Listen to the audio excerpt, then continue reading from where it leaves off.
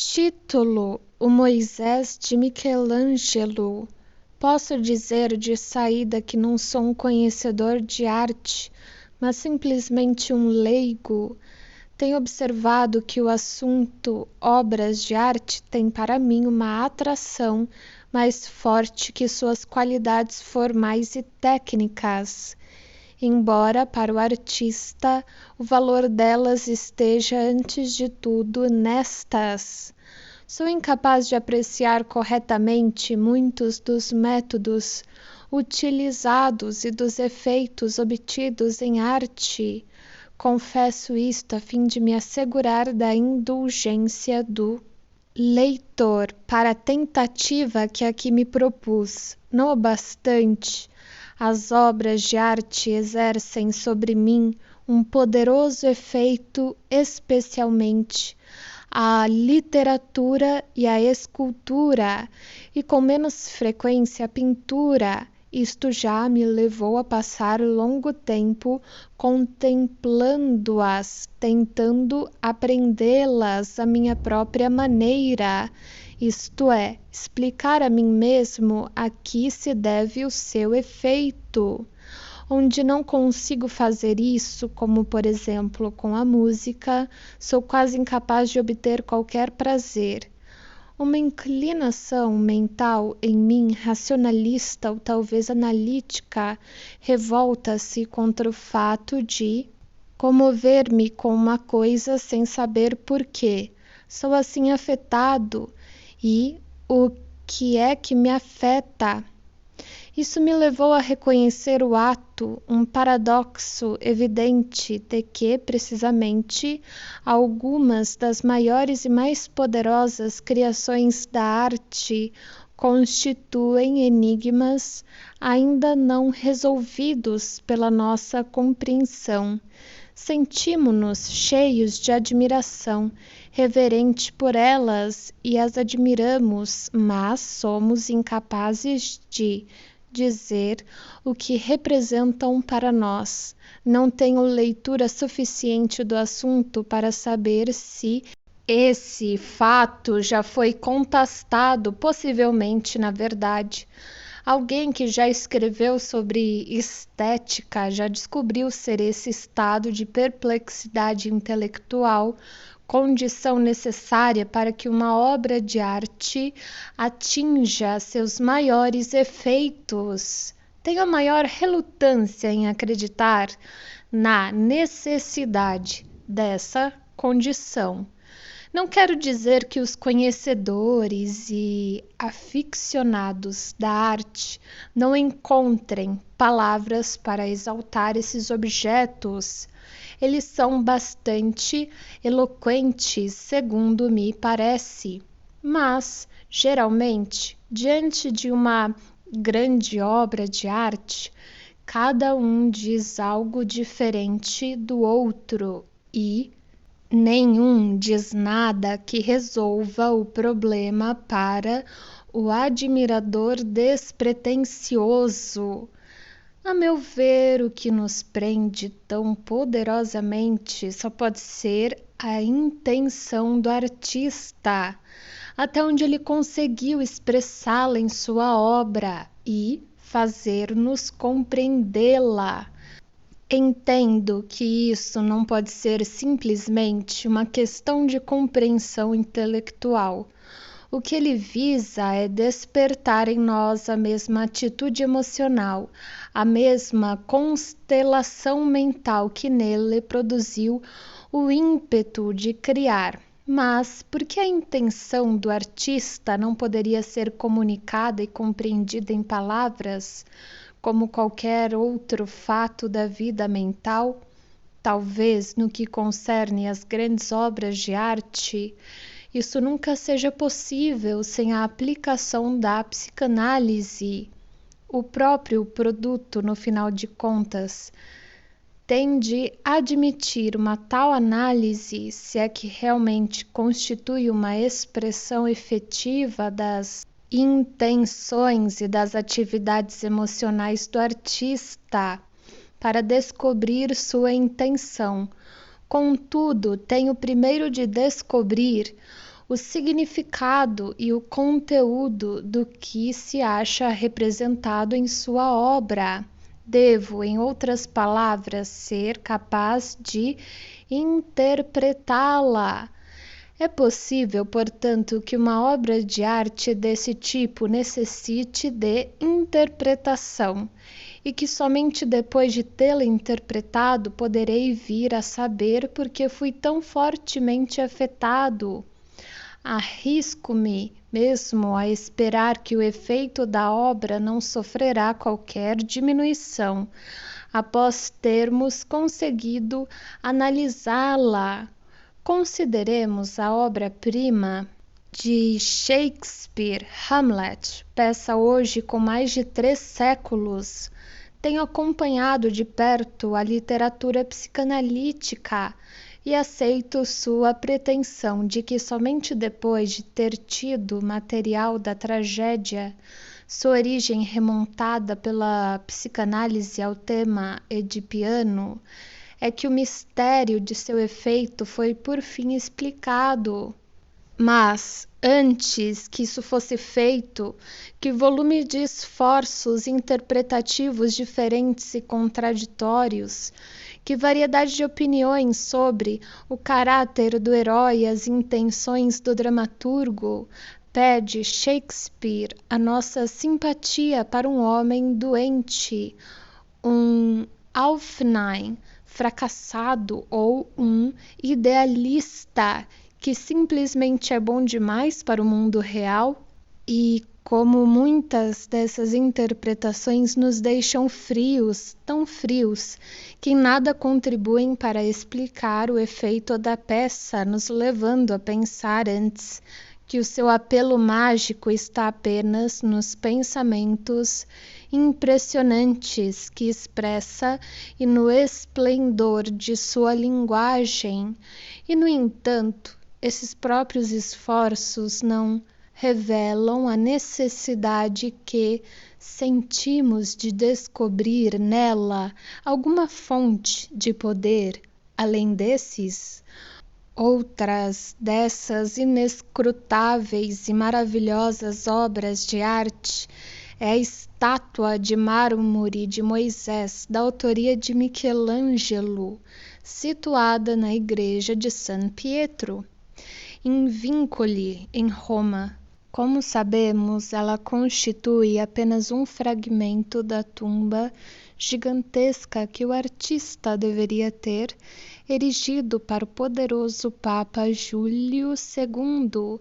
Sempre me deleita ler uma frase apreciativa sobre essa estátua, tal como ser ela a coroa da escultura moderna. Green, 1900, porque nunca uma peça de estatuária me causou impressão mais forte do que ela. Quantas vezes subi os íngremes degraus que levam do desgracioso Corso Cavour à solitária piazza em que se ergue a igreja abandonada, e tentei suportar o irado desprezo do olhar do herói. Às vezes saí tímida e cuidadosamente da semi-obscuridade do interior, como se eu próprio pertencesse à turba sobre a qual seus olhos estão voltados. A turba que não pode prender-se a nenhuma convicção, que não tem nem fé nem paciência e que se rejubila ao reconquistar seus ilusórios ídolos. Mas por que chamo de inescrutável essa estátua?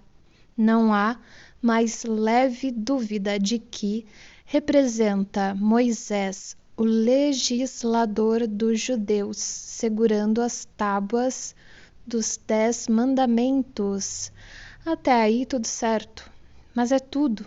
Ainda em 1912, um crítico de arte, Max Sauerlandt, disse, abre aspas, nenhuma obra de arte no mundo foi julgada de modo tão diverso quanto o Moisés com a cabeça de pã. A simples interpretação da figura deu origem a pontos de vista completamente opostos. Reticências, fecha aspas.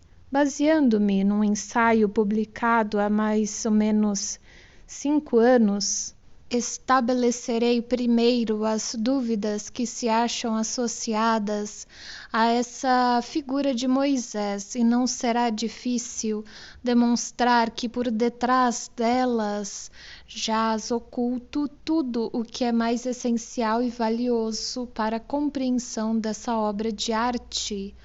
Subtítulo 1. O Moisés de Michelangelo é representado sentado, o corpo volta-se para a frente, a cabeça com a pujante barba olha para a esquerda, o pé direito repousa sobre o solo e a perna esquerda acha-se levantada, de maneira que apenas os artelhos tocam o chão. O braço direito une as tábuas da lei e uma parte da barba, e o esquerdo repousa sobre o colo. Se fosse dar uma descrição mais pormenorizada de sua atitude, teria de antecipar o que desejo dizer mais tarde. As descrições da figura fornecidas por diversos escritores são, a propósito, curiosamente inadequadas. Aquilo que não se compreendeu foi imprecisamente percebido ou reproduzido. Green, 1990. Diz que a mão direita, abre aspas, sob cujo braço as tábuas repousam, agarra a barba, fecha aspas. Assim também, Lubeck, 1863. Profundamente abalado, agarra com a mão direita sua magnífica barba a derramar-se, fecha aspas. E Springer, 1895, abre aspas, Moisés aperta uma das mãos à esquerda contra o corpo e enfia a outra como inconsciente nos pujantes anéis de sua barba, fecha aspas. Justin, 1900, pensa que os dedos da mão direita estão brincando com a barba, como um homem agitado atualmente brincaria com a corrente do relógio, fecha aspas. Muntz, 1895, também acentua essa brincadeira com a barba. Todd, ou Todd, é T-H-O-D, 1908, fala da calma e firme postura da mão direita sobre as tábuas que repousam contra o flanco.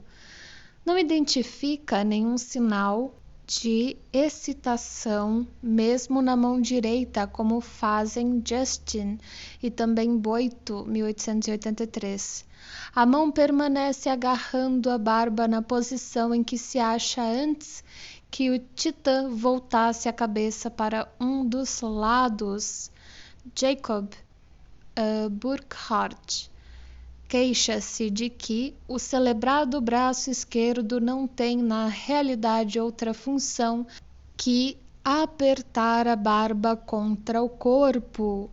Se não há concordância em simples descrições, não é de surpreender uma divergência de opiniões quanto ao significado de diversas características da estátua.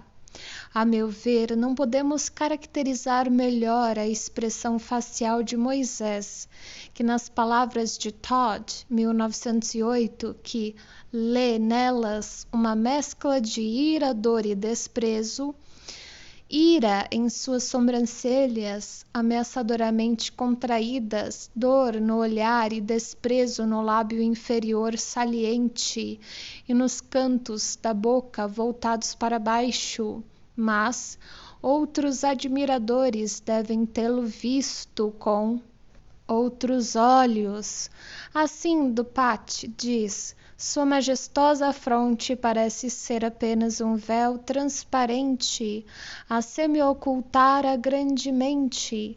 Lubeck, 1863, por outro lado, afirma que procurar-se-ia em vão nessa cabeça uma expressão de inteligência superior.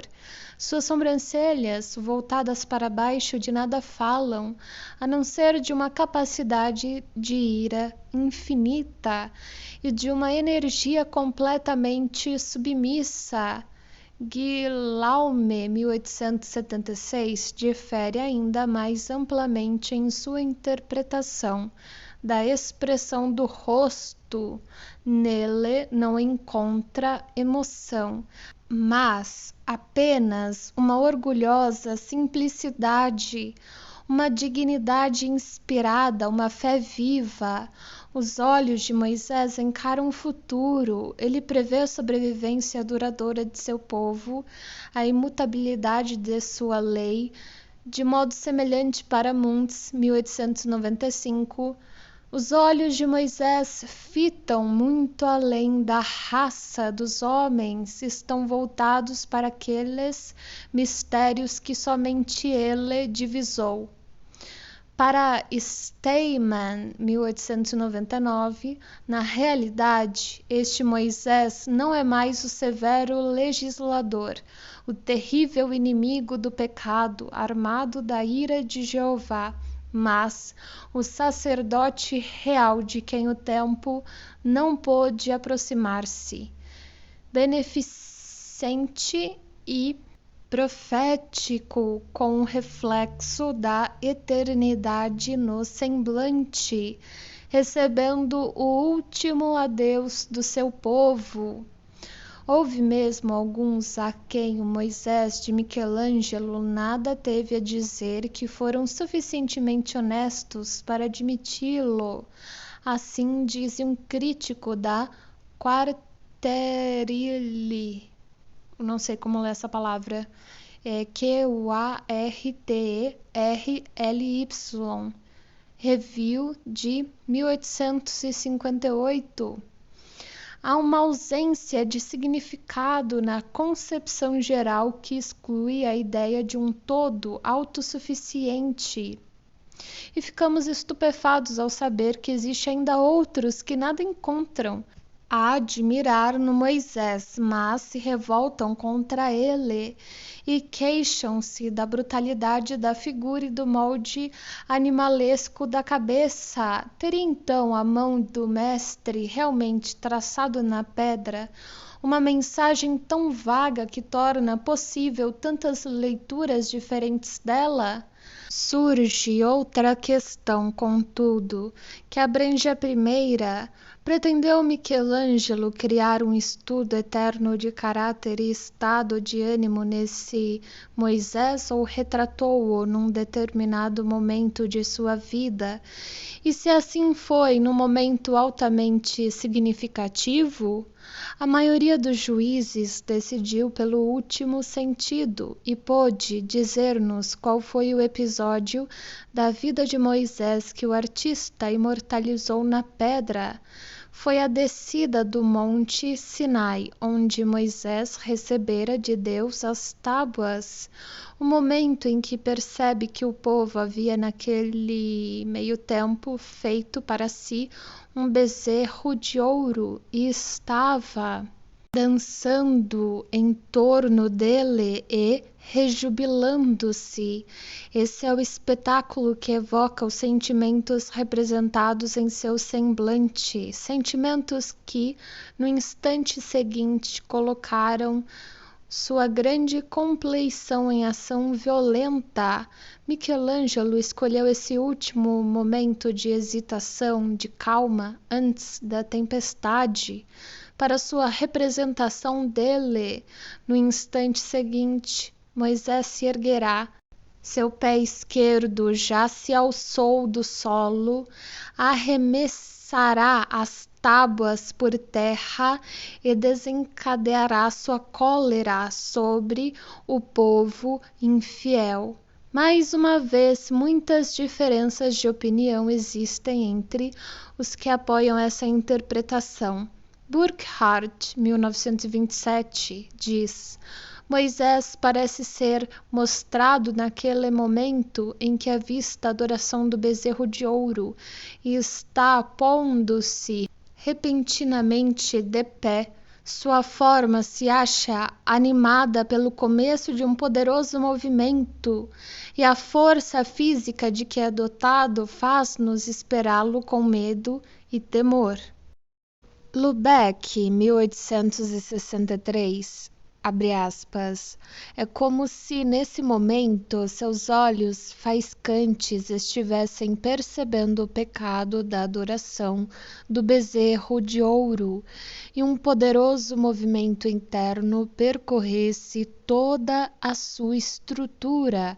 Profundamente abalado, agarra com a mão direita sua magnífica barba, como para dominar suas ações um instante ainda, apenas para que a explosão de sua ira se faça com força mais devastadora no momento seguinte. Fecha aspas.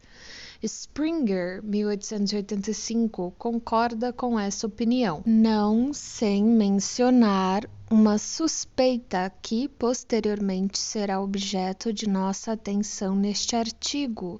Diz ele, abre aspas, inflamado de energia e zelo, é com dificuldade que o herói domina a emoção interior, reticências. Uma situação dramática nos vem assim involuntariamente à lembrança e somos levados a acreditar que Moisés é representado no momento em que vê o povo de Israel adorando o bezerro de ouro e sua ira está prestes a irromper.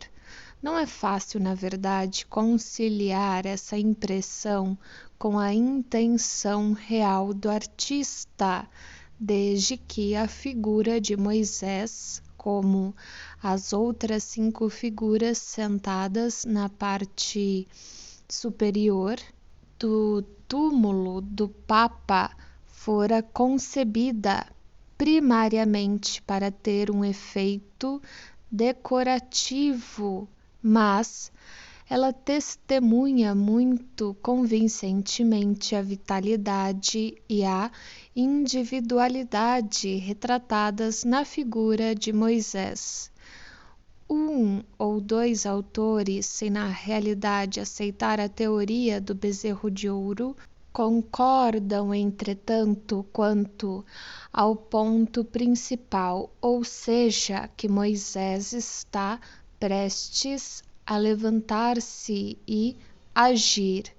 De acordo com Green, 1900, a forma de Moisés está cheia de uma majestade, uma autoconfiança, um sentimento de que todos os raios do céu estão sob seu comando e todavia está se contendo antes de desencadeá-los, esperando ver se os inimigos a quem pretende aniquilar se atreverão a atacá-lo.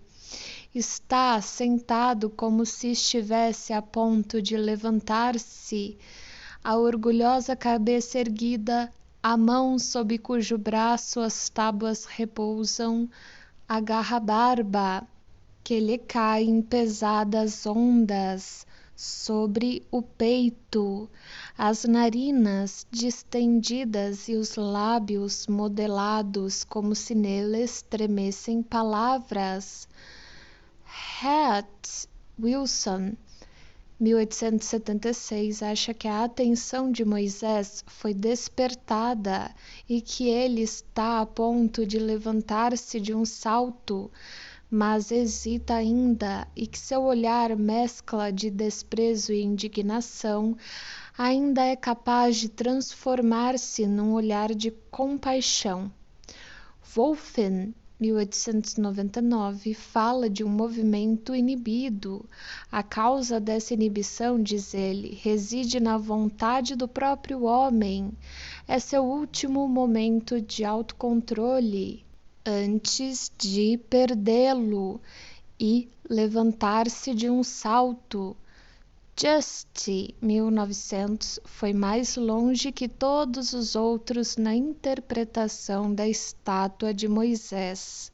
No ato de perceber o bezerro de ouro, apontando detalhes até então inobservados nela e incorporando-os à sua hipótese, chama nossa atenção para a posição das duas tábuas. Posição fora do comum, porque estão a ponto de escorregar sobre o assento de pedra. Ele, Moisés, poderia estar assim olhando na direção de onde provinha o alarido com uma expressão de mau presságio, ou poderia ser a visão concreta da abominação que lhe aplicara um golpe estonteante. Trêmulo de horror e pesar, ele deixou-se cair. Passara na montanha 40 dias e 40 noites e estava cansado. Um horror, uma grande virada da sorte, um crime, até mesmo a felicidade podem ser percebidos num só momento, mas não apreendidos em sua essência, sua profundidade ou suas consequências. Por um instante parece a Moisés que sua obra está destruída e perde toda a esperança no seu povo. Nesses momentos, as emoções interiores traem-se involuntariamente em pequenos movimentos, deixa as tábuas escorregarem da mão direita sobre o assento de pedra. Elas caem sobre a quina e são pressionadas pelo antebraço contra o lado do corpo. A mão, entretanto, entra em contato com o peito e a barba, e assim, pelo voltar da cabeça para a direita do espectador, traz a barba para a esquerda, rompendo a simetria desse adorno masculino. Parece como se os dedos estivessem brincando com a barba, tal como um homem agitado atualmente brincaria com a corrente do relógio. A mão esquerda acha-se mergulhada nas vestes sobre a parte inferior do corpo. No Antigo Testamento, as vísceras são a sede das emoções, mas a perna esquerda já está retraída e a direita posta à frente. No instante seguinte se levantará de um salto. Sua energia será transposta do pensamento para a ação. O braço direito se moverá, as tábuas cairão ao solo e a transgressão vergonhosa será expiada em torrentes de sangue. Este não é ainda o momento da atenção de um ato. O sofrimento da mente ainda o domina e quase o paralisa. Knapp, 1906, adota o mesmo ponto de vista, mas sem introduzir o ponto duvidoso no início da descrição, nem levantar mais adiante a ideia das tábuas a escorregar. Ele, que até aquele momento se achava a sós com seu Deus, é distraído por sons terrenos, escuta um rumor, o ruído de cantos e danças desperta-o de seu sonho e volta os olhos e a cabeça na direção do alarido. Num só instante, medo, cólera e paixão desenfreada percorrem sua enorme estrutura. As tábuas começam a escorregar e cairão ao solo e se quebrarão quando ele levantar-se de um salto e lançar o trovão irado de sua voz no meio de seu povo apóstata. Knapp assim enfatiza o elemento de preparação para a ação, discordando da opinião de que o que se representa seja uma inibição inicial devida a uma agitação dominante. Não se pode negar que há algo de extraordinariamente atraente em tentativas de interpretação do tipo efetuado por Just e Knapp. Isto porque elas não se detêm no efeito geral da figura, mas se baseiam em características isoladas, as quais geralmente deixamos de notar, esmagados pela impressão total da estátua e, por assim dizer, paralisados por ela.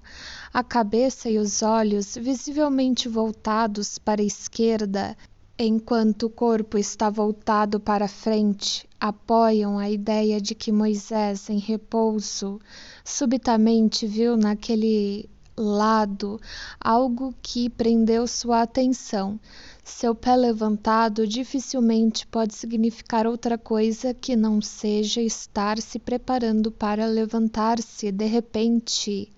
E a maneira muito pouco comum de segurar as tábuas trata-se de objetos muito sagrados e não devem ter sido colocados na composição como um acessório comum.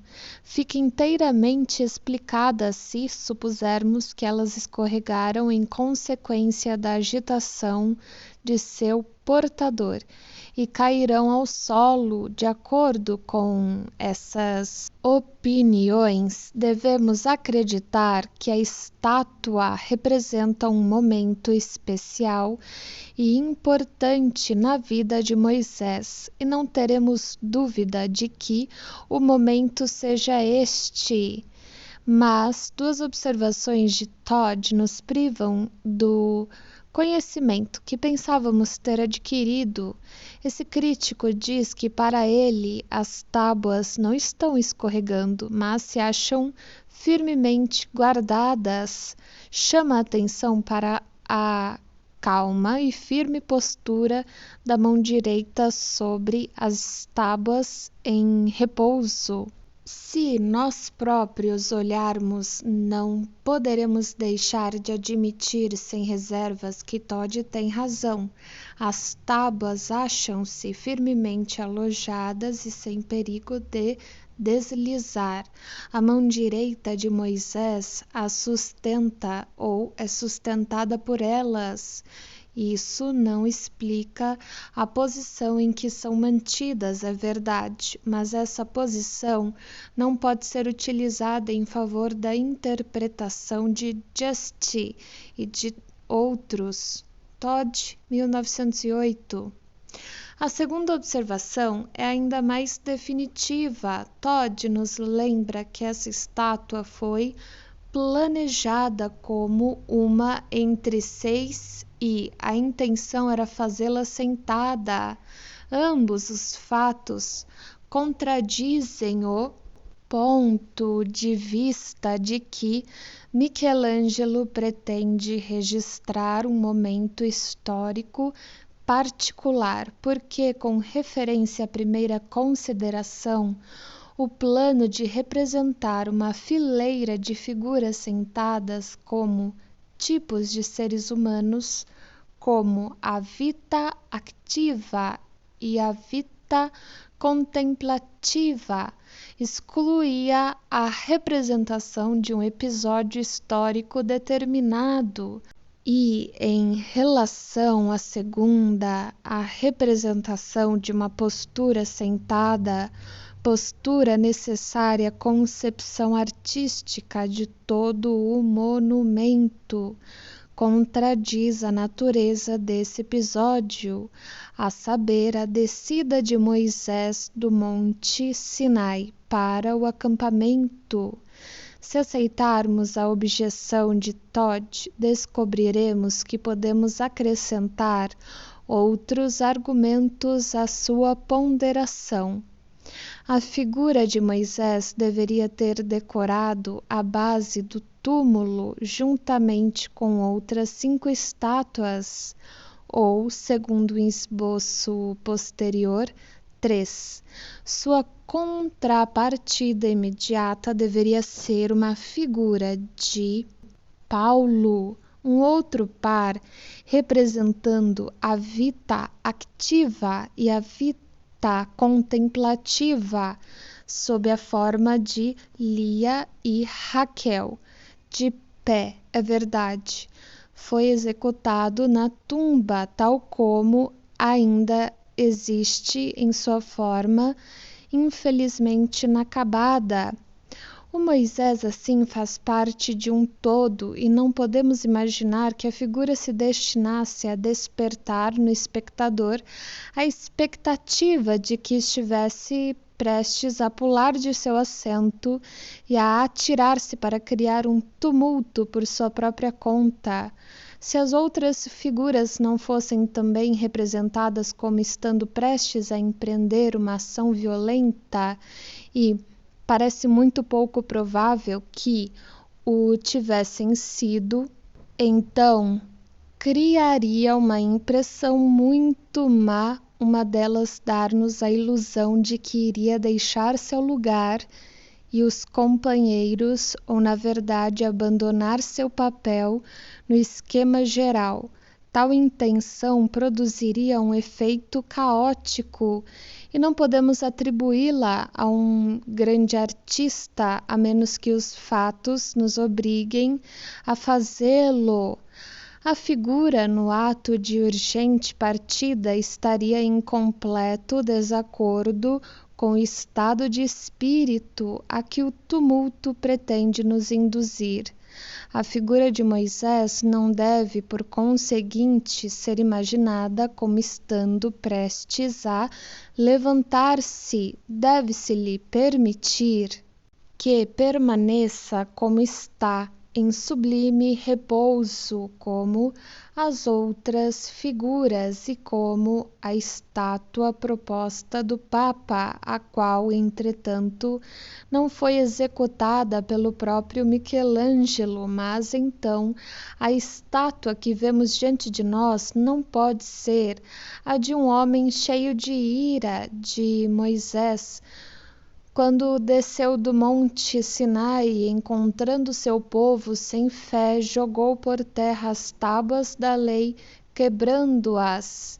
E na verdade posso relembrar minha própria desilusão quando, durante minhas primeiras visitas a San Pietro in Vincoli, costumava sentar-me em frente à estátua na esperança de que então a visse levantar-se sobre o pé alçado, atirar ao chão as tábuas da lei e dar vazão à sua ira.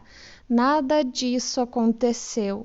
A imagem de pedra tornava-se cada vez mais imobilizada.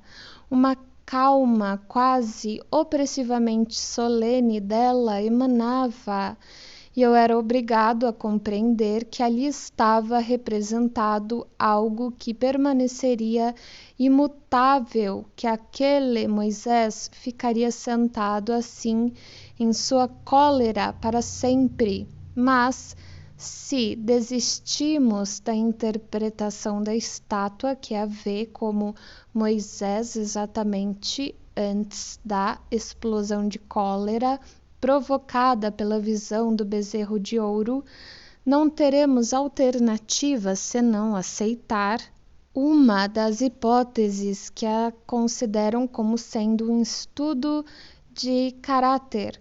A opinião de Todd parece ser a menos arbitrária e a que tem mais estreita ligação com o significado dos movimentos, diz ele. Aqui, como sempre, Michelangelo está interessado em representar um certo tipo de caráter. Cria a imagem de um líder apaixonado da humanidade, que, consciente de sua divina missão de legislador, defronta-se com a oposição incompreensiva dos homens. O único meio de representar um homem de ação desse tipo era acentuar a força de sua vontade, o que foi feito através de uma representação artística de movimento que impregna toda sua aparente tranquilidade, como percebemos no gesto da cabeça, na tensão dos músculos e na posição do pé esquerdo. São sinais, ou melhor, são os mesmos sinais característicos que encontramos novamente no Vir Activus da Capella Medici, em Florença. Esse caráter geral da figura é ainda acentuado pela enfatização do conflito que não pode deixar de surgir entre esse gênio reformador e o resto da humanidade. Emoções de ira, desprezo e sofrimento estão nele representadas.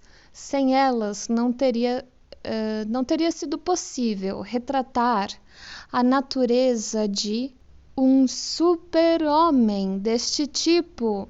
Michelangelo criou não uma figura histórica, mas um tipo de caráter corporificando uma inesgotável força interior capaz de domar o mundo recalcitrante, e deu forma não apenas à narrativa bíblica de Moisés, mas às suas próprias experiências internas, às suas impressões de tanto da individualidade do próprio Júlio, como também, acredito, as fontes subjacentes dos perpétuos conflitos da Savonarola, 1908. Pode-se estabelecer uma conexão entre esse ponto de vista e a observação de Knackfuss, 1900, de que o grande segredo do impacto produzido pelo Moisés está no contraste artístico entre a flama interior e a calma exterior de sua postura. Quanto a mim, nada tenho a objetar à explicação de Todd, mas sinto falta de alguma coisa nela. Talvez seja a necessidade de descobrir um paralelo mais estreito entre o estado de espírito do herói, tal como se expressa em sua atitude, e o contraste acima mencionado entre a calma exterior e a emoção interior. Subtítulo 2. Muito antes de ter tido qualquer oportunidade de ouvir falar em psicanálise, soube que um conhecedor de arte russo, Ivan Lermoliev, provocara uma revolução nas galerias de arte da Europa, colocando em dúvida a autoria de muitos quadros, mostrando como distinguir com certeza as cópias dos originais e criando artistas hipotéticos para obras cuja suposição anterior de autoria fora desacreditada. Conseguiu isso insistindo em que a atenção deveria ser desviada da impressão geral e das características principais de um quadro, dando-se ênfase à significação de detalhes de menor importância, como o desenho das unhas do lóbulo de uma orelha, de auréolas e de outras trivialidades não consideradas que o copista desdenha imitar e que, no entanto, cada artista executa à sua maneira própria e característica. Fiquei então extremamente interessado ao descobrir que o pseudônimo russo ocultava a identidade de um médico italiano chamado Morelli, que morrera em 1891 como senador do Reino da Itália. Parece-me que seu método de investigação tem estreita relação com a técnica da psicanálise, que também está acostumada a adivinhar coisas secretas e ocultas a partir de aspectos menosprezados ou inobservados do monte de lixo, por assim dizer, de nossas observações. Ora, em 2 lugares da figura de Moisés há pormenores que até aqui não apenas escaparam à observação, mas na realidade nem mesmo foram corretamente descritos. São a postura da mão direita e a posição das 2 tábuas da lei. Podemos dizer que essa mão forma uma ligação muito singular e pouco natural a pedir uma explicação entre as tábuas e a barba do herói cheio de cólera. Ele foi descrito como passando os dedos através da barba e brincando com seus anéis, enquanto a borda exterior da mão repousa sobre as tábuas. Mas, evidentemente, não se trata disso. Vale a pena examinar mais de perto o que esses dedos da mão direita estão fazendo e descrever mais minuciosamente a pujante barba com a qual se acham em contato. Percebemos agora muito claramente o seguinte: o polegar da mão está escondido e somente o dedo indicador se acha em contato efetivo com a barba. Está tão profundamente premido contra a massa de cabelos que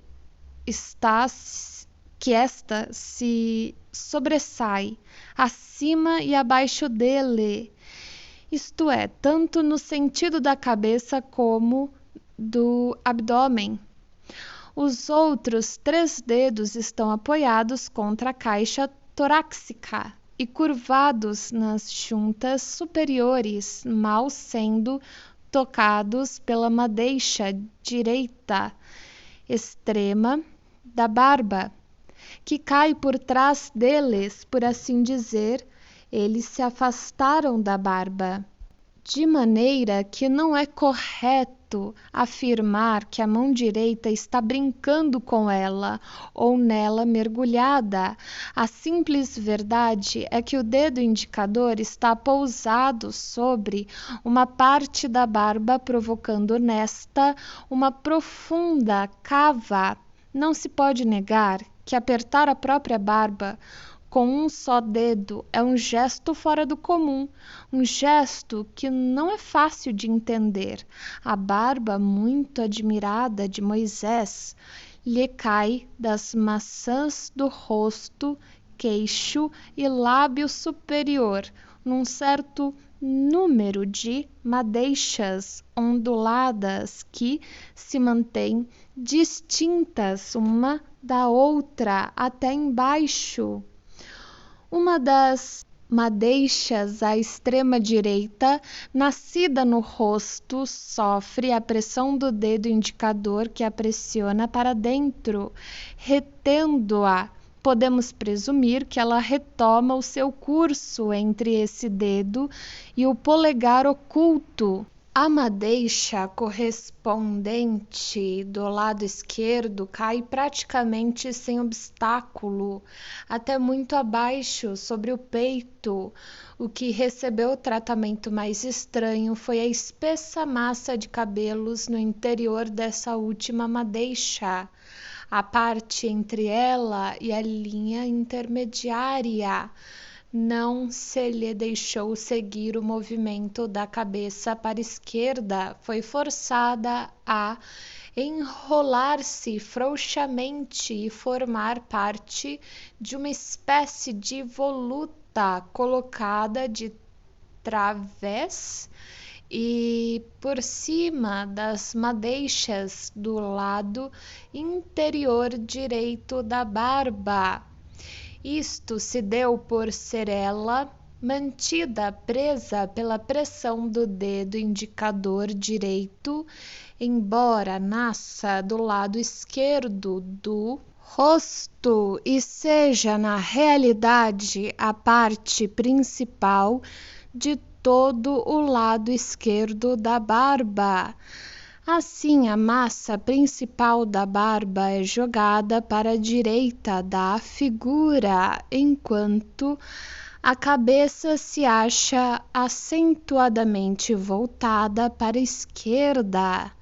No local em que o dedo indicador direito exerce a pressão, formou-se uma espécie de torvelinho de cabelos, madeixas de cabelos vindas da esquerda repousam sobre anéis vindos da direita, ambos apanhados por esse despótico dedo.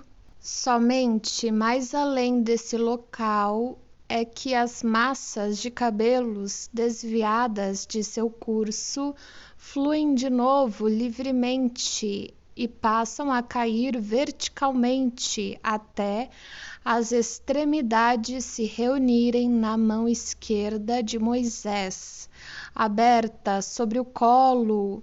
Não tenho ilusões quanto à clareza de minha descrição, e não me aventuro a opinar se o escultor realmente nos convida a resolver o enigma desse nó na barba de sua estátua. Independentemente disso, porém, permanece o fato de que a pressão do indicador direito afeta principalmente as madeixas vindas do lado esquerdo e que essa apreensão oblíqua impede a barba de acompanhar o movimento da cabeça e dos olhos para a esquerda. Ora, podemos nos perguntar o que significa essa disposição e a que motivos ela deve sua existência, se foram realmente considerações de desenho linear e espacial que levaram o escultor a traçar a opulenta cascata de cabelos para a direita da figura que olha para a esquerda. Que meio tão estranhamente inapropriado parece ser a pressão de um único dedo, e qual o homem que, por uma ou outra razão, puxando a barba para o outro lado, poria na cabeça segurar uma das metades sobre a outra pela pressão de um só dedo? Todavia, terão essas minúcias alguma significação na realidade, ou estaremos quebrando a cabeça com coisas que não foram de importância para o seu Criador? Mas prossigamos na suposição de que, mesmo esses pormenores possuem significação. Há uma solução que removerá nossas dificuldades e permitirá o vislumbre de um novo significado. Se o lado esquerdo da barba de Moisés, já sob a pressão de seu dedo direito, poderemos talvez tomar esse gesto como a última etapa de alguma conexão entre a mão direita e o lado esquerdo da barba, conexão que foi muito mais íntima em algum momento antes do escolhido para a representação. Talvez sua mão houvesse segurado a barba com muito mais energia, atravessasse até o lado esquerdo desta e, ao retornar à posição em que a estátua a mostra, fosse seguida por uma parte da barba que agora dá testemunho do movimento que acabou de realizar-se. A curva da barba seria então uma indicação do trajeto seguido por essa mão. Desse modo, teremos deduzido que houve um movimento de retorno da mão direita. Esta suposição necessariamente levanta outras. Em imaginação, completemos a cena de que este movimento estabelecido pela prova da barba é uma parte, e somos levados muito naturalmente à hipótese segundo a qual o Moisés em repouso foi subitamente despertado pelo clamor do povo e pelo espetáculo do bezerro de ouro. Estava lá, sentado calmamente, vamos supor, a cabeça com a barba a fluir voltada para a frente e a mão, com toda probabilidade, nem estaria perto. De repente, o alarido chega aos seus ouvidos, volta a cabeça e os olhos na direção de onde provém o tumulto. Vê a cena e a compreende. Então, a cólera e a indignação tomam conta dele e tem vontade de se erguer e punir os transgressores, aniquilá-los. Sua ira, distante ainda de seu objetivo, é nesse meio tempo dirigida num gesto contra o próprio corpo. Sua mão impaciente, pronta para agir, aferra-se à barba que se moveu com o gesto da cabeça e a aperta entre o polegar e a palma do punho de ferro dos dedos a se fecharem. É um gesto cuja força e veemência fazem-nos lembrar outras criações de Michelangelo, mas então uma alteração se efetua, se bem que ainda não saibamos como nem porquê. A mão que tinha sido levada à frente e mergulhara na barba é apressadamente retirada e aberta, e os dedos deixam sua presa. Entretanto, tão profundamente eles tinham estado mergulhados que, na retirada, carregam consigo grande parte do lado esquerdo da barba para a direita, permanecendo esses cabelos colocados sobre os da direita, sob o peso de um só dedo, o principal e mais longo da mão. E essa nova posição, que só pode ser compreendida e relacionada com a anterior, é então mantida. É tempo agora de parar e refletir. Presumimos que a mão direita se achava de início afastada da barba, que depois ela se estendeu para a esquerda da figura, num momento de grande tensão emocional, agarrou a barba e que finalmente foi retirada de novo, levando consigo uma parte da barba. Dispusemos desta mão direita como se tivéssemos o livre uso dela, mas podemos fazer isso?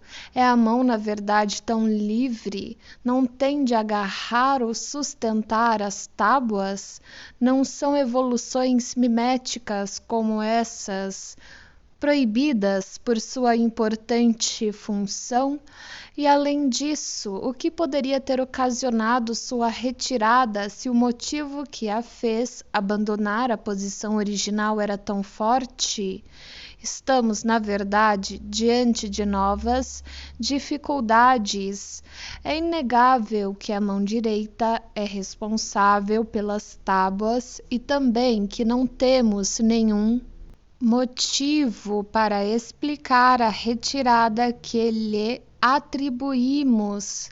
Mas, se ambas as dificuldades pudessem ser solucionadas juntas, e se então e só então apresentassem uma sequência de acontecimentos clara e interrelacionada, e se for precisamente algo que está acontecendo às tábuas, o que explica os movimentos da mão? Se olharmos para o desenho da figura 4, veremos que as tábuas apresentam uma ou duas notáveis características que até agora não foram consideradas dignas de menção. Foi dito que a mão direita repousa sobre as tábuas ou então que as sustenta, e podemos perceber em seguida que as duas pequenas placas justapostas e retangulares se apoiam sobre uma quina. Se olharmos mais atentamente, notaremos que a borda inferior é de formato diferente da superior, que se acha inclinada obliquamente para frente. A borda superior é reta, enquanto que a inferior possui uma protuberância semelhante a um chifre na parte mais próxima de nós, e que as tábuas tocam o assento de pedra exatamente com essa protuberância. Qual pode ser o significado desse pormenor? É bastante evidente que a saliência se destine a assinalar o verdadeiro lado de cima das tábuas, com referência à escrita. Somente a borda superior das placas retangulares deste tipo é curva ou entalhada. Assim vemos que as tábuas estão de cabeça para baixo, o que é uma maneira singular de tratar esses objetos sacros. Estão apoiadas sobre a parte superior e praticamente equilibradas sobre uma quina. Que consideração formal teria levado Michelangelo a colocá-las em tal posição? Ou esse pormenor também não foi importante para o artista? Começamos a suspeitar que também as tábuas chegaram à sua atual posição em consequência de um movimento anterior, que esse movimento resultou da mudança de posição da mão direita por nós postulada, e que, por sua vez, obrigou essa mão a fazer sua retirada subsequente. Os movimentos da mão e das tábuas podem ser coordenados da seguinte maneira: a princípio, a figura de Moisés, que ainda estava sentada tranquilamente, carregava as tábuas perpendicularmente sob o braço direito. Sua mão direita agarrava a borda inferior delas e encontrava um apoio na saliência existente em sua parte dianteira. O fato disso torná-las mais fáceis de carregar explica suficientemente a posição invertida como as tábuas eram seguradas. Chegou então o momento em que a calma de Moisés foi rompida pelo tumulto. Voltou a cabeça na direção deste e, ao ver o espetáculo, levantou o pé no movimento preparatório para levantar-se. A mão abandonou as tábuas, precipitando-se para a esquerda e para cima, barba adentro, como para voltar sua violência contra o próprio corpo. As tábuas ficaram então entregues à pressão do braço, que teve de apertá-las contra o lado do corpo, mas esse apoio não foi o suficiente e elas começaram a deslizar para a frente e para baixo. A borda superior, que fora segurada horizontalmente, começou então a voltar-se para frente e para baixo, e a borda inferior, privada de seu apoio, aproximou-se do assento de pedra com sua quina frontal.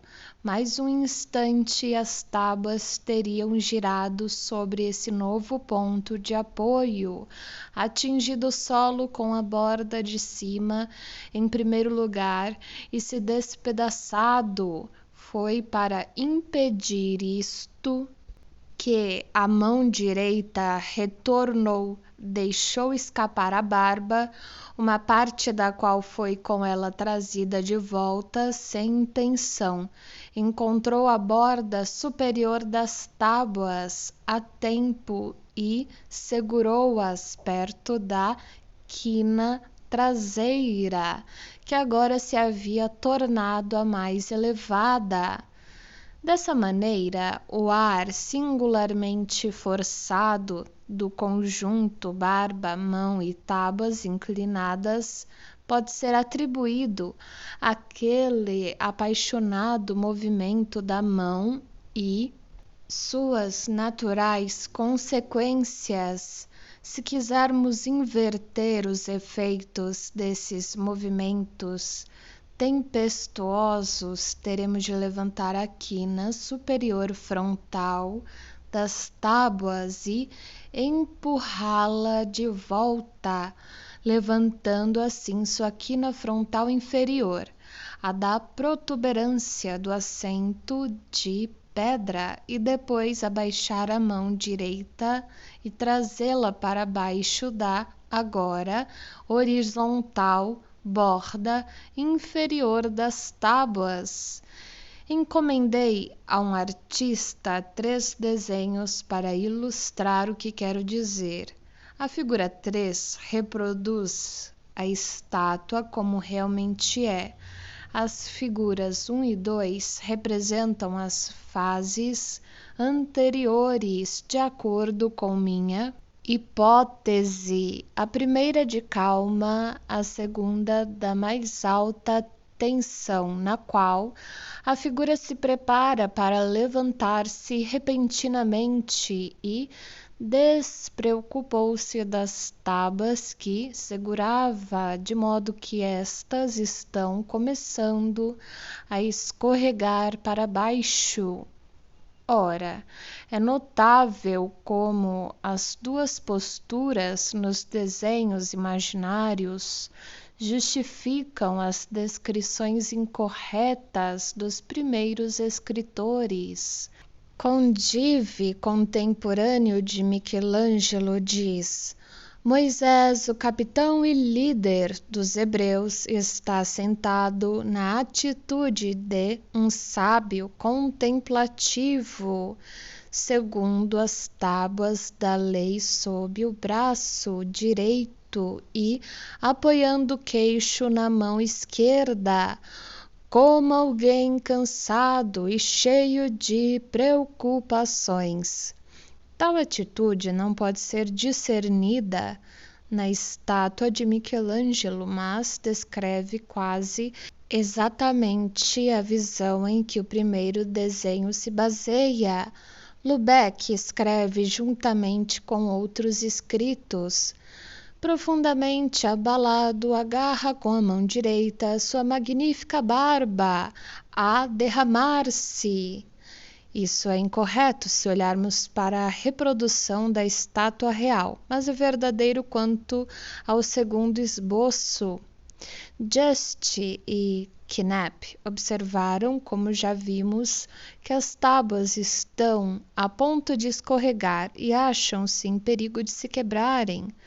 Todd corrigiu-os e demonstrou que as tábuas encontram-se seguramente retidas pela mão direita, contudo, estariam com a razão se estivessem descrevendo não a própria estátua, mas o estágio intermediário da reconstrução.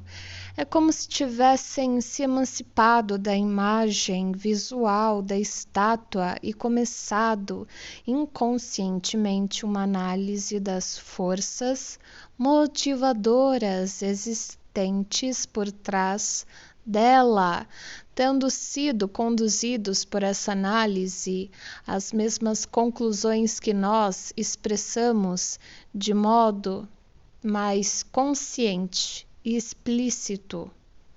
Subtítulo 3.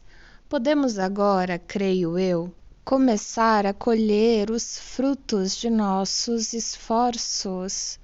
Vimos como muitos daqueles que sentiram a influência da estátua foram impelidos a interpretá-los como representando Moisés perturbado pelo espetáculo de seu povo, desviado do estado de graça, a dançar em torno de um ídolo. Mas essa interpretação teve de ser abandonada porque nos fazia esperar vê-lo levantar-se no momento seguinte, quebrar as tábuas e realizar sua vingança. Tal concepção, no entanto, não se harmonizaria com a intenção de fazer essa figura juntamente com mais 3 ou 5 figuras sentadas, uma parte do túmulo de Júlio II. Podemos agora retomar a interpretação abandonada, porque o Moisés que reconstruímos não vai se levantar nem jogar fora as tábuas. O que vemos diante de nós não é o início de uma ação violenta, mas os restos de um movimento já efetuado. Em seu primeiro transporte de fúria, Moisés desejou agir, levantar-se, vingar-se e esquecer as tábuas, mas dominou a tentação e permanecerá sentado e quieto, com sua ira congelada e seu sofrimento mesclado de desprezo. Tampouco atira fora as tábuas de maneira a que se quebrem sobre as pedras, pois foi por sua causa especial que controlou a ira. Foi para preservá-las que manteve contida a sua paixão. Ao dar expressão à sua cólera e indignação, teve de abandonar as tábuas e a mão que as retinha foi afastada. Elas começaram a deslizar e ficaram em perigo de se quebrarem. Isso trouxe a si, lembrou-se de sua missão e por causa dela renunciou à satisfação de seus sentimentos. Sua mão retornou e salvou as tábuas desapoiadas antes que caíssem realmente ao solo. Nessa atitude permaneceu imobilizada e foi nela que Michelangelo retratou como guardião do túmulo. À medida que nossos olhos percorrem a estátua de cima para baixo, a figura apresenta 3 estados emocionais distintos. As linhas do rosto refletem os sentimentos que predominaram. O meio da figura mostra os traços do movimento reprimido e o pé ainda permanece na atitude da ação projetada. É como se a influência controladora houvesse avançado de cima para baixo.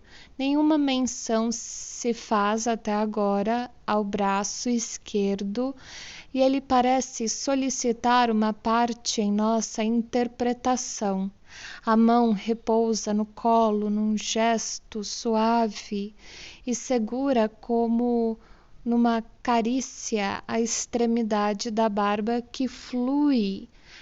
É como se ela quisesse neutralizar a violência com que a outra mão havia maltratado a barba alguns instantes antes. Mas aqui se objetará que, em última análise, este não é o Moisés da Bíblia, porque este realmente teve uma crise de ira, jogou longe as tábuas e quebrou-as. Este Moisés deve ser um homem inteiramente diferente, um novo Moisés da concepção do artista. Sendo assim, Michelangelo deve ter tido a presunção de emendar o texto sacro e falsificar o caráter daquele santo homem.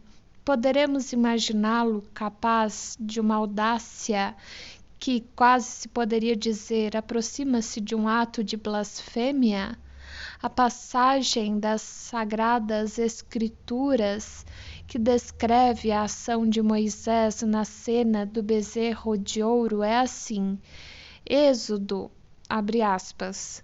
Então disse o Senhor a Moisés: Vai, desce, porque o teu povo que fizeste subir do Egito se tem corrompido e depressa se tem desviado do caminho que eu lhes tinha ordenado.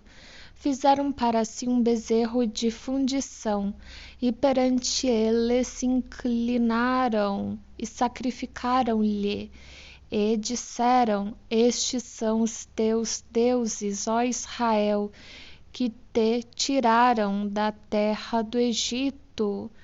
Disse mais o Senhor a Moisés: Tenho visto a este povo, e eis que é o povo obstinado. Agora, pois, deixa-me que o meu furor se acenda contra eles e os consuma, e eu farei de ti uma grande nação. Porém, Moisés suplicou ao Senhor seu Deus e disse: Ó Senhor, por que se acende o teu furor contra o teu povo, que tu tiraste da terra do Egito com grande força e com forte mão? Então o Senhor arrependeu-se do mal que dissera que havia de fazer ao seu povo, e voltou Moisés e desceu do monte com as 2 tábuas do testemunho na sua mão, tábuas escritas de ambas as bandas. De uma e de outra banda escritas estavam, e aquelas tábuas eram obra de Deus. Também a escritura era a mesma escritura de Deus, esculpida nas tábuas. E ouvindo Josué a voz do povo que jubilava, disse a Moisés: Alarido de guerra há no arraial. Porém, ele disse: Não é alarido dos vitoriosos, nem alarido dos vencidos, mas o alarido dos que cantam. Eu ouço. E aconteceu que, chegando ele ao arraial e vendo o bezerro e as danças, acendeu-se o furor de Moisés e arremessou as tábuas de suas mãos e quebrou-as ao pé do monte, e tomou o bezerro que tinham feito e queimou-o no fogo, moendo-o até que se tornou em pó.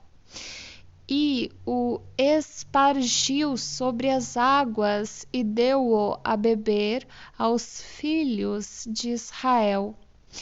E aconteceu que no dia seguinte Moisés disse ao povo: Vós pecastes grande pecado. Agora, porém, subirei ao Senhor. Porventura farei propiação por vosso pecado. E assim tornou Moisés ao Senhor e disse: Ora, este povo pecou pecado grande, fazendo para si deuses de ouro. Agora, pois, perdoa o seu pecado, senão risca-me peço-te do teu livro que tens escrito. Então disse o Senhor a Moisés: aquele que pecar contra mim, a este riscarei eu do meu livro. Vai agora, conduz este povo para onde te tenho dito. Eis que o meu anjo irá diante de ti.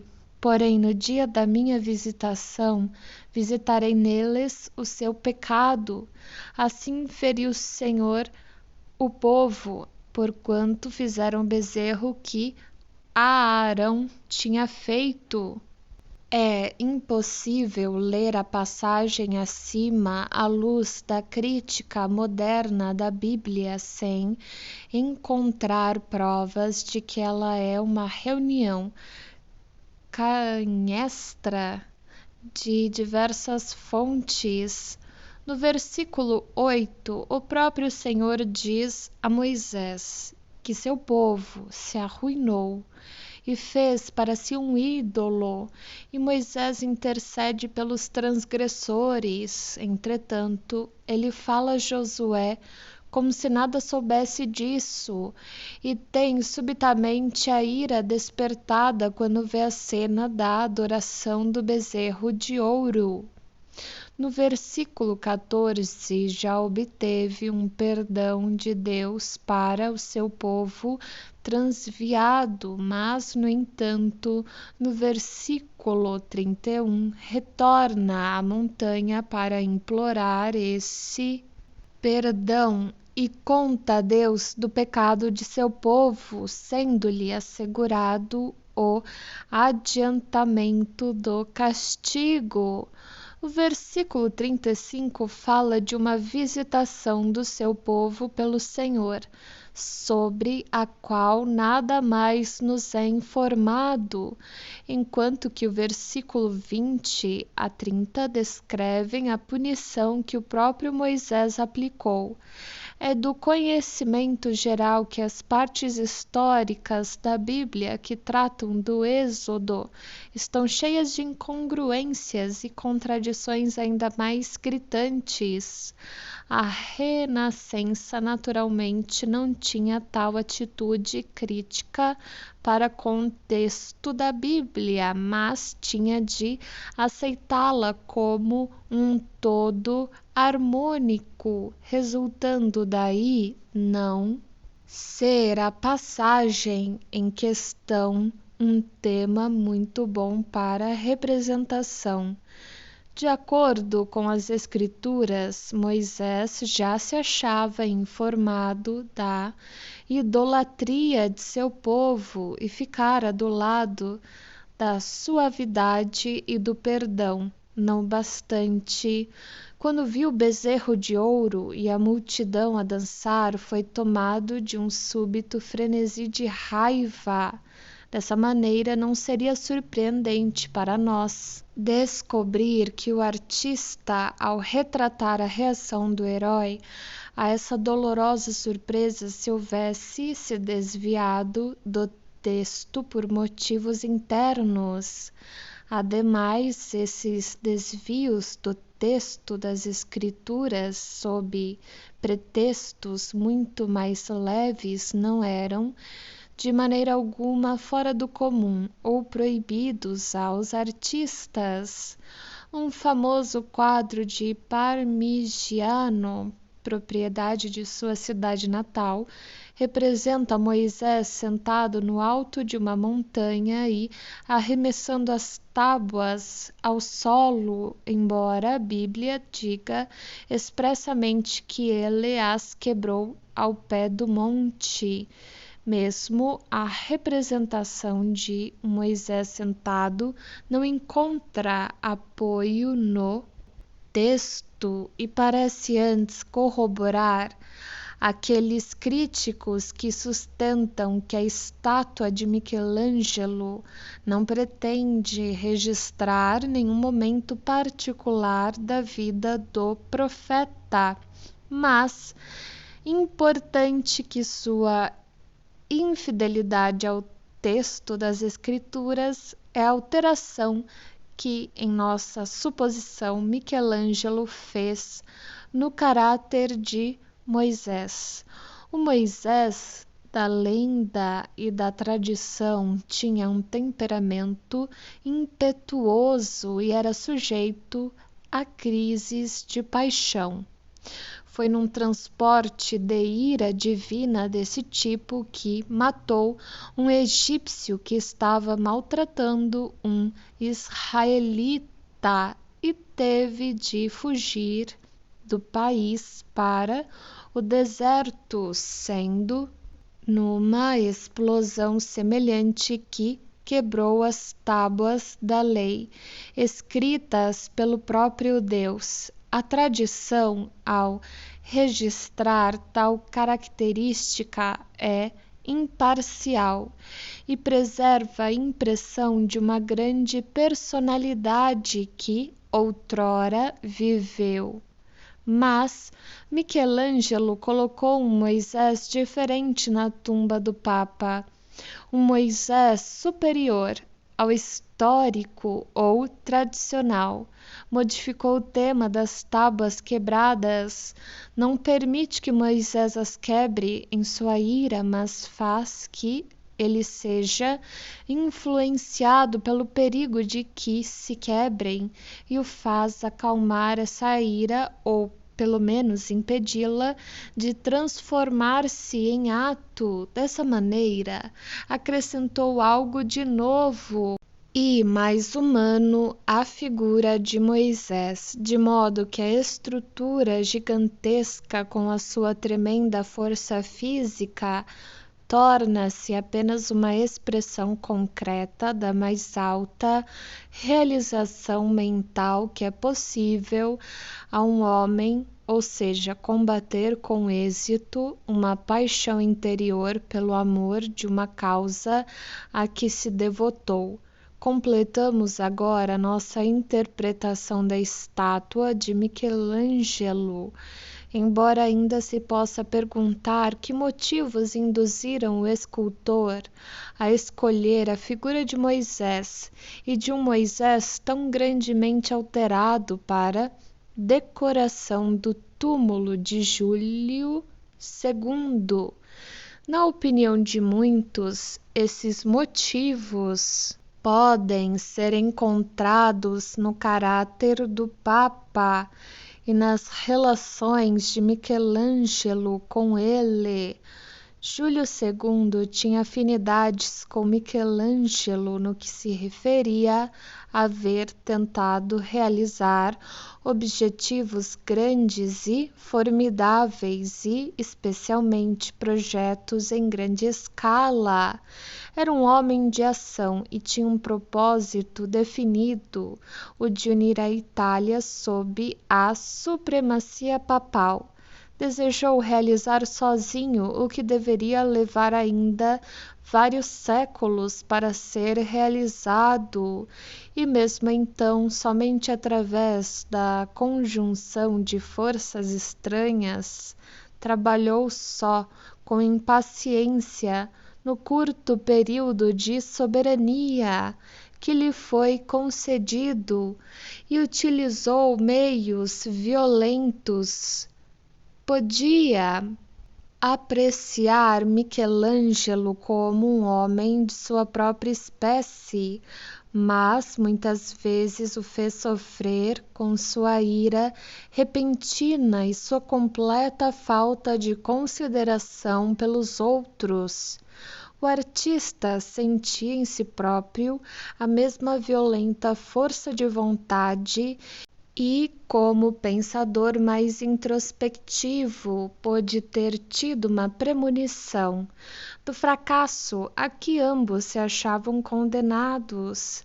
Assim esculpiu seu Moisés na tumba do Papa, não sem uma censura ao pontífice morto, mas também como uma advertência a si próprio, elevando-se, pois, através da autocrítica, a um nível superior à sua própria natureza. Subtítulo 4. Em 1863, um inglês, Watkins, TKISS. Lloyd dedicou um livrinho ao Moisés de Michelangelo.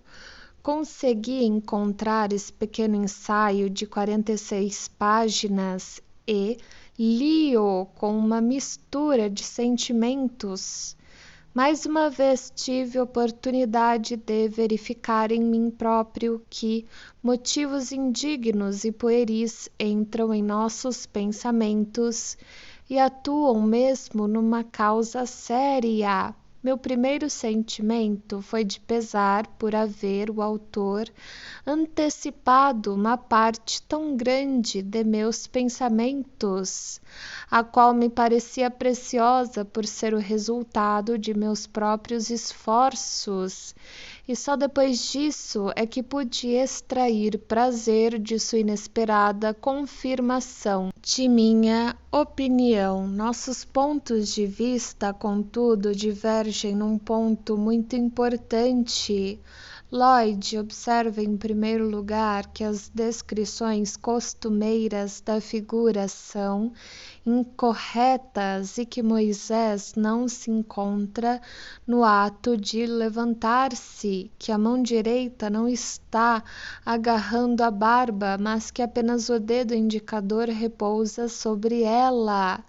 Lloyd também reconhece, e isso é muito mais importante, que a atitude retratada só pode ser explicada pela postulação de uma outra anterior que não se acha representada e que o desenho da madeixa esquerda da barba puxada para a direita significa que a mão direita e o lado esquerdo da barba, num estágio anterior, estiveram em contato mais estreito e natural, mas sugere outra maneira de reconstruir o contato anterior que deve necessariamente ser presumido.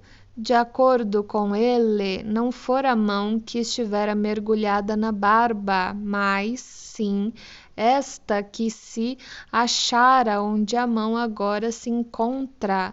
Devemos, diz ele, imaginar que exatamente antes da interrupção súbita, a cabeça da estátua estava voltada bem para a direita sobre a mão, que então como agora se acha segurando as tábuas da lei.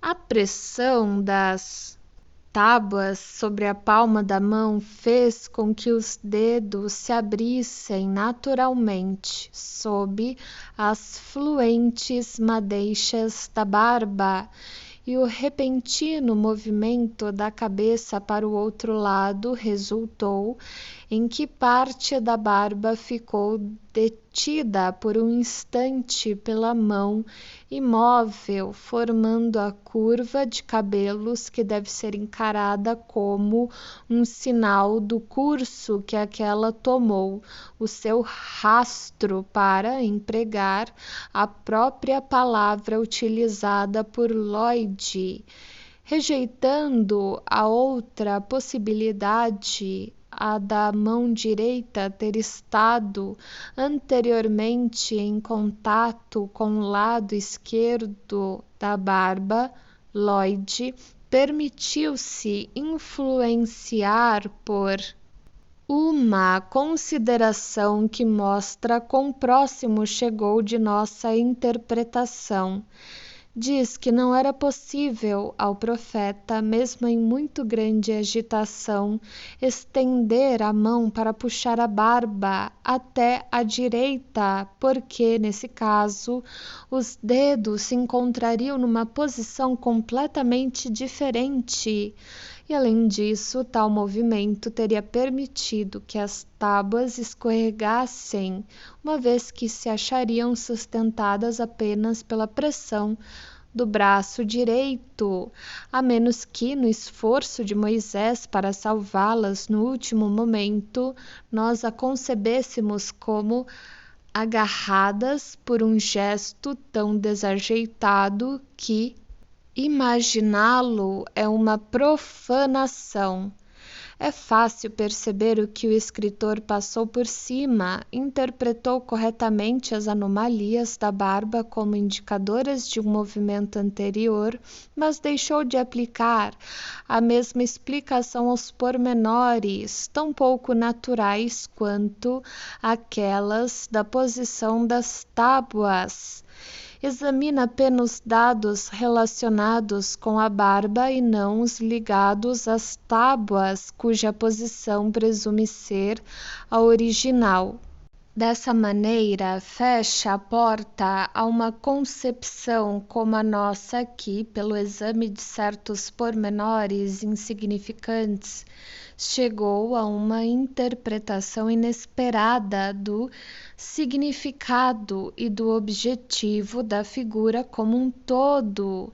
Mas, e se ambos nos tivermos extraviado por um caminho errado, se houvermos tomado de maneira demasiado séria e profunda uma visão de detalhes que nada são para o artista, detalhes que introduziu de modo inteiramente arbitrário ou por razões puramente formais, sem nenhuma intenção oculta por trás deles, se houvermos partilhado o destino de tantos intérpretes que pensaram perceber muito claramente coisas que o artista não pretendeu nem consciente nem inconscientemente, não posso dizer se é razoável acreditar Michelangelo, artista em cujas obras existem tantos pensamentos lutando por expressão, com uma falta de precisão tão elementar e especialmente se isto pode ser presumido em relação às notáveis e singulares características da estátua que estamos examinando. E finalmente nos será permitido ressaltar com toda a modéstia que o artista não é menos responsável que os intérpretes pela obscuridade que circunda sua obra. Em suas criações, com bastante frequência, Michelangelo foi até o limite máximo do que é exprimível em arte, e talvez na estátua de Moisés não tenha alcançado um êxito completo, se é que sua intenção era tornar visível a passagem de uma violenta rajada de paixão através dos sinais deixados por ela na calma que se seguiu.